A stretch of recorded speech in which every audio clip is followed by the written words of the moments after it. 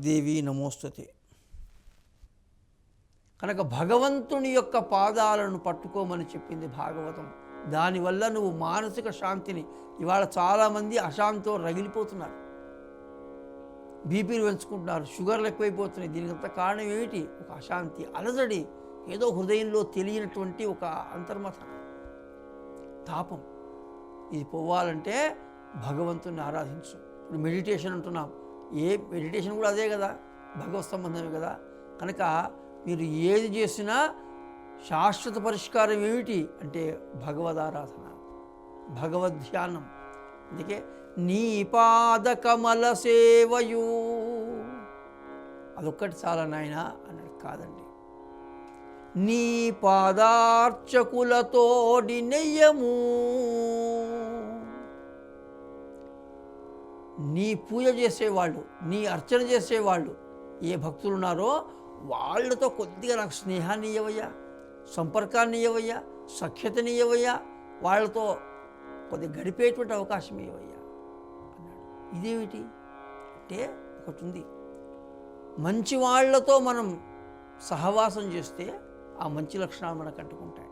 అయస్కాంతం ఉంది, ఒక ఇనుప ముక్క తీసుకుపోయేదానికి అయస్కాంతాన్ని బాగా రుద్దితే దీనికి కూడా అయస్కాంత లక్షణాలు వస్తాయి.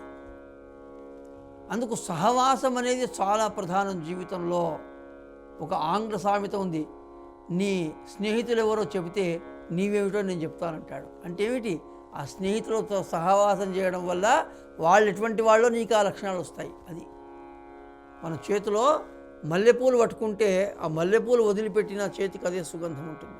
లేదు పెండ పట్టుకున్నాం అనుకోండి, ఆ దుర్గంధమే ఉంటుంది. ఎందుకు? సహవాస దోషం. కనుక మంచి వాళ్ళతో సహవాసం చేయాలి ఎప్పుడు కూడా. అందుకే సత్సంగము అన్నారు. ఎంత మంచి మాట అండి ఈ మాట. సత్సంగము అంటే మంచి వాళ్ళతో సంగము, వాళ్ళతో అనుబంధం ఏర్పడాలి. లేదు సత్సంగం అంటే పరమాత్మతో సంబంధం, అట్ట కూడా అర్థం తీసుకోవచ్చు. కనుక నీ పాదార్చకులతోటి నెయ్యం కావాలి నాకు. అప్పుడు ఏమవుతుంది? నా విషయం ఎప్పుడైనా నా మనసు అటో ఇటో వెళ్ళాలనుకున్నా వెళ్ళదు, ఖచ్చితంగా నీ వైపే ఉంటుంది. మంచి వాళ్ళతో స్నేహం చేసే వాళ్ళకి చెడ్డ ఆలోచనలు రానే రావు. ఎప్పుడైనా అట్లా కలిగితే కూడా ఈ సహవాసంలో తుడిచిపెట్టకపోతాయి. భ్రమరకీట న్యాయం అని ఒకటి ఉంది సంస్కృతంలో మనకి. అంటే తుమ్మెద ఒక పురుగుని తెస్తుందట, తుమ్మెదకు తుమ్మెద జన్మించదట. ఆశ్చర్యం ఇది. ఒక పురుగుని తీసుకొని వచ్చి అది అక్కడ పెట్టి దాని చుట్టూ జుమ్మని తిరుగుతాట. జుమ్మని ఝంకారం చేస్తూ ఉంటే ఇది విని విని విని విని విని దీని కూడా చిన్నగా జుమ్మని నాదం ప్రారంభమై ఇది కూడా తుమ్మెదగా మారిపోతుంది కొంతకాలానికి. ఆశ్చర్యం. అంటే పరిసర ప్రభావం. అట్లా ఒక సత్సంగ ప్రభావం వల్ల ఏమవుతుంది అంటే మన హృదయం కూడా సత్వైపే వెళ్ళిపోతుంది, సద్విషయాల వల్ల వెళ్ళిపోతుంది, పరమాత్మ వైపు వెళ్ళిపోతుంది, మంచి విషయాల వైపు మరలుతుంది. అందుకు ఏం చెప్పాడంటే నీ పాదార్చకులతోటి నెయ్యమియ్యవయ్యా నాకు. ఇంకొక మాట అన్నాడు, నితాంత అపారభూతదయయును. భూతదయ అంటే ప్రాణుల పట్ల దయ, దయ ఇయ్యాలి నాకు అన్నాడు. ఎంత దయ ఇయ్యాలి అంటే నితాంత, అంతము లేని దయ, పైగా అపార, పారము లేదు, హద్దు లేదు, మితి లేని దయ. అంటే అంత గొప్ప దయ ఇయ్యాలి. దయ దయ దయ దయ, ఎద తిరిగేస్తే దయ. కనుక ఎద నిండా దయనే అయిపోవాలి. ఎవరి ఎద దయకు నిలయమవుతుందో, ఎవరి ఎద దయామయమవుతుందో ఇంకా వాళ్లకు తిరిగిలేదు. ఎందుకు? వాళ్ళ హృదయంలో దయారూపంలో ఎవరున్నట్టు? పరమాత్మ ఉన్నట్టే లెక్క.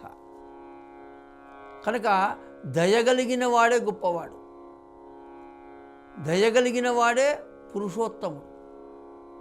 అందుకే దయామయుడు అంటుంటాం భగవంతుడు. ఎందుకు? దయతో నిండిపోయినాడు ఆయన. నాకు కూడా నా హృదయమైనటువంటి దయ ఇవ్వయ్యా. దయ ఉంటే అధర్మాలు చేయం, అన్యాయాలు చేయం, అక్రమాలు చేయం, మోసాలు చేయం, ద్వేషాలు చేయం, పగలు లేవు, పంతాలు లేవు, కక్షలు లేవు, కార్పణ్యాలు లేవు, ఏమీ లేవు. దయ ఒక్కటి ఉంటే. కనుక ఇది ఒకదానికొకటి అంతర్గతమైన సంబంధం ఉంది. దయ ఉండాలి. దయ ఉంటే మంచి విషయాలు, మంచి వాళ్ళతో స్నేహం, మంచి వాళ్ళతో స్నేహం ఉంటే భగవంతునితో యొక్క పాదార్చన నిరంతరంగా ఉంటుంది. ఇది కోరుకున్నది. కనుక ఎట్లా జీవించాలో భాగవత హృదయం ఇంత స్పష్టంగా ఇంత చక్కగా మనకు చెప్పడం జరిగింది.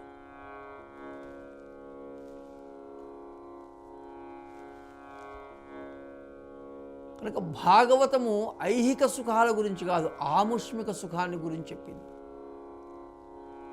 ఐహిక సుఖాల వెంట పరిగెత్తకు, ఆముష్మిక సుఖం పరమలక్ష్యం కావాలి. అది కావాలంటే పరమాత్మను పట్టుకోవాలి. ఐహిక సుఖాల వెంట పోతే ఇవి దొరుకుతాయి అంతే, అది దొరకదు నీకు. కానీ పరమాత్మను పట్టుకుంటే ఇవి దొరుకుతాయి, అది దొరుకుతుంది. ఇహము పరము రెండిట్లో నీవు విజయవంతుడు అవుతావు. నీ జన్మ సఫలమవుతుంది, సఫల మనోరథుడు అవుతావు నువ్వు.